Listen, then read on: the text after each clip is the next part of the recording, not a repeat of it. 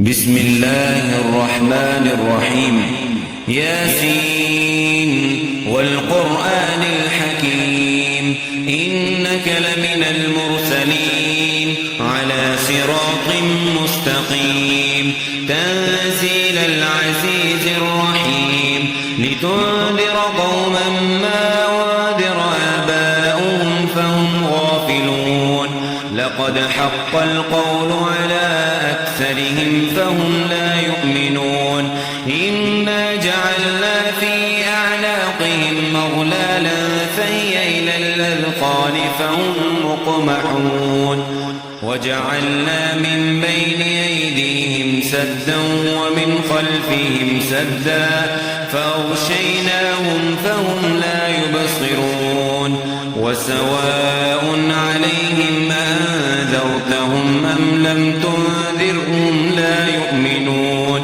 إنما تنذر من اتبع الذكر وخشي الرحمن بالغيب فبشره بمغفرة وأجر كريم إنا نحن نحيي الموتى ونكتب ما قدموا وآثارهم وكل شيء أحصيناه في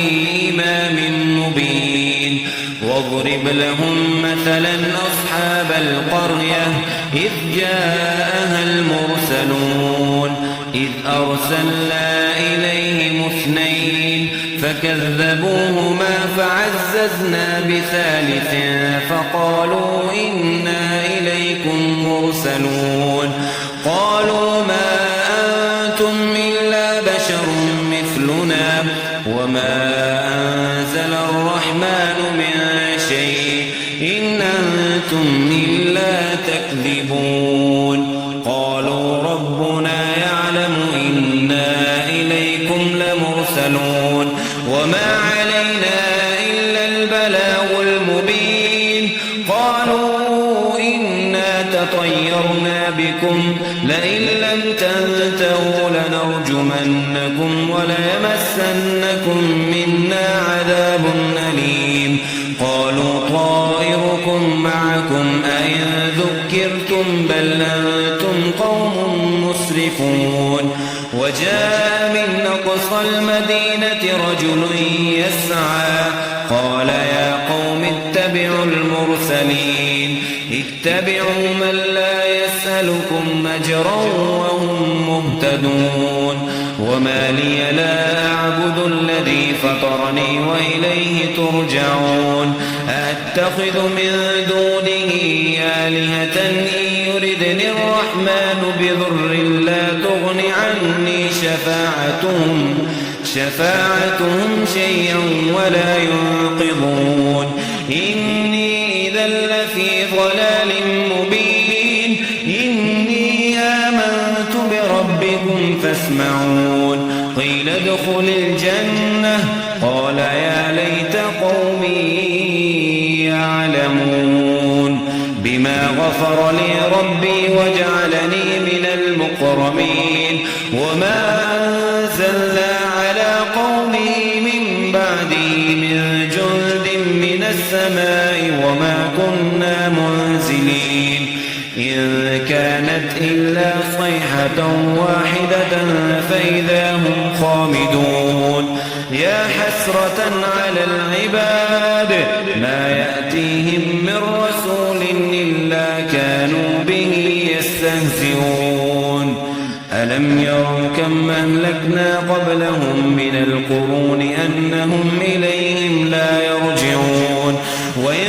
كل لما جميع لدينا محضرون وآية لهم الأرض الميتة وأحييناها وأخرجنا منها حبا فمنه يأكلون وجعلنا فيها جنات من نخيل وأعناب وفجرنا فيها من العيون ليأكلوا من ثمره وما عملته أيديهم أفلا يشكرون سبحان الذي خلق الأزواج كلها مما تنبت الأرض ومن أنفسهم ومما لا يعلمون وآية لهم يسلخ منه النهار فإذا هم مظلمون والشمس تجري لمستقر لها ذلك تقدير العزيز العليم والقمر قدرناه منازل حتى عاد كالعرجون القديم لا الشمس ينبغي لها أن تدرك القمر ولا الليل سابق النهار وكل في فلك يسبحون وآية لهم أنا حملنا ذريتهم في الفلك المشحون وخلقنا لهم من مثله ما يركبون وإن نشأ نغرقهم فلا صريخ لهم ولا هم ينقذون إلا رحمة منا ومتاعا إلى حين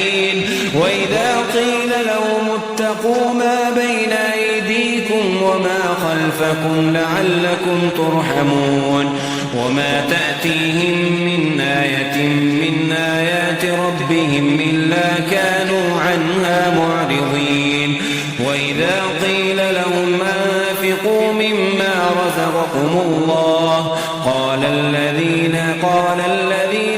آمنوا أنطعم من لو يشاء الله وطعمه إن أنتم إلا في ضلال مبين ويقولون متى هذا الوعد إن كنتم صادقين ما ينظرون إلا صيحة واحدة